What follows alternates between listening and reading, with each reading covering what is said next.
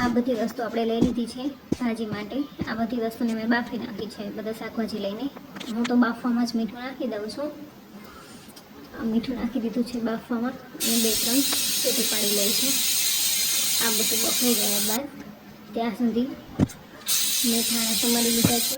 ધાણા સમારી ત્યાં પછી મેં કોબી સમારી લીધી અને આ બધું એકદમ મેસરની મદદ લઈને મેશ કરી લીધું. આદુ લસણની પેસ્ટ લીધી છે, તેનો વઘાર કરી નાખ્યો છે અને તેમાં બધી પેસ્ટ અને આ બધું ઉમેરી દીધું છે.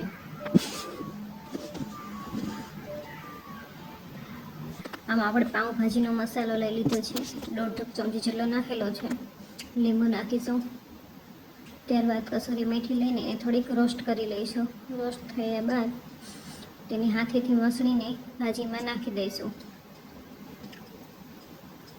બરાબર હલાવીને મિક્સ કરી લઈશું.